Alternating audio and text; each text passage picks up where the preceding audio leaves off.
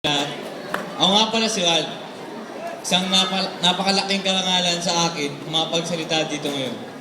Bago ko simulan ang aking talumpati, gusto ko muna sana humingi ng tawad sa inyong lahat.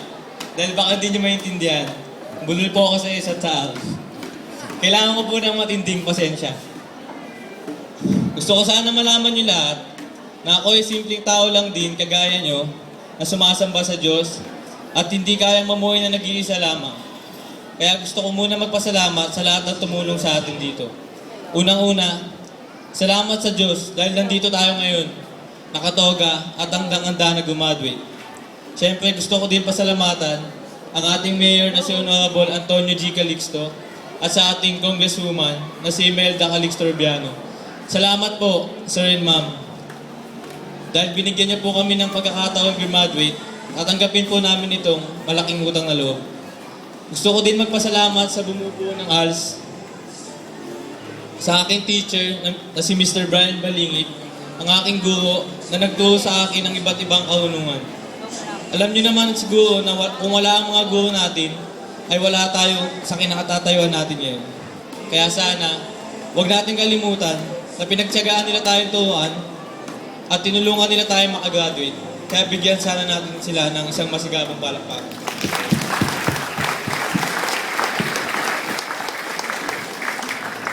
Siyempre ang aking pamilya, pinasasalamatan ko ang aking tatay na si Rafael Bernardo na palaging nandyan kahit lagi kami nagbibigay ng sakit ng ulo.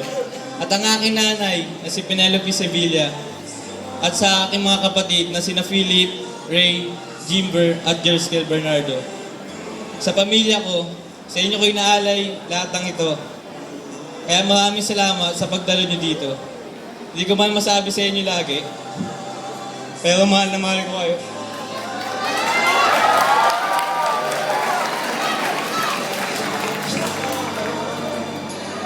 Sa kaibigan ko sa ALS, nagbigay sa akin ng masayang alaala habang ako'y nag-aaral.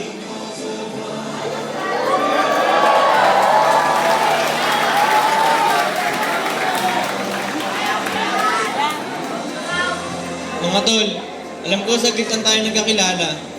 Pero madami tayong alaala na nabuno. Maraming salamat sa inyo dahil nakilala ko kayo. So ito na tayo mga classmates. Gag-graduate sa pinakadakilang programa ng edukasyon dito sa Pilipinas, ang ALS. Alam niyo ba mga classmates, nung una ko malaman na ako ang magtatalumpati sa graduation na ito, ayoko tanggapin dahil isa itong pamamaalam sa lahat ng nandito. Ayoko pang kalimutan lahat ng masasayang alaala na nabigay sa akin ng ALS. Iniisip ko rin kung paano kayo makakausap ngayon dahil di ko naman kayo kilala lahat at di tayo nagkasama.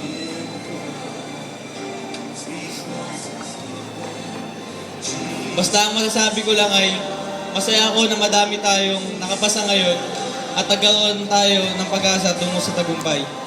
Alam niyo mga classmates, sobrang saya ko talaga nung nalaman ko makapag-aaral na ako ulit at makakahabol ako sa mga classmate ko dahil di ko na kailangan dumaan pa ng 3rd year at 4th year.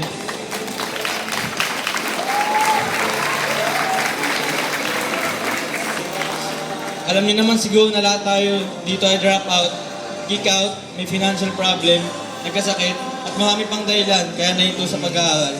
Kaya malaking pasasalamat ko sa ALS. Bigyan sana natin sila ng isang masigabong palakpakan.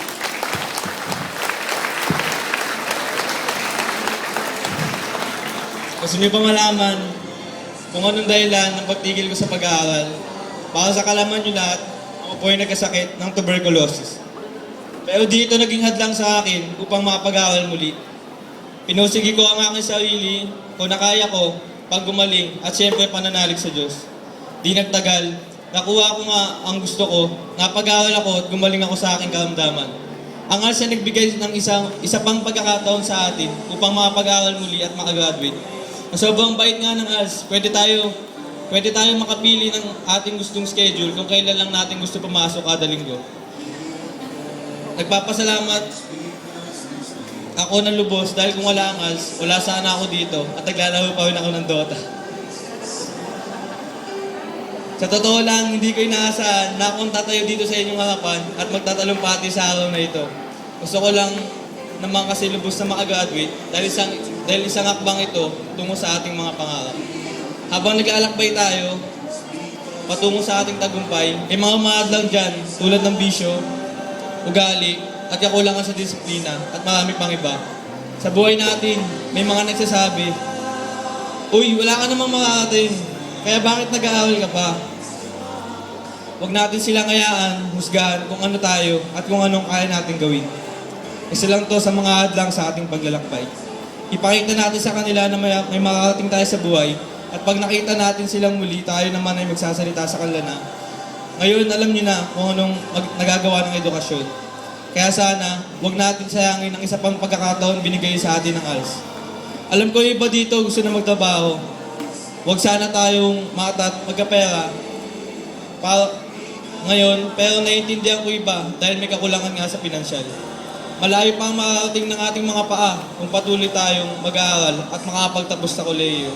Ang magandang masasabi ko lang talaga sa inyo ay huwag kayong susuko. Wag. Sa mayroon man o sa wala, sa malaki man o maliit, sa makitid man o malawak.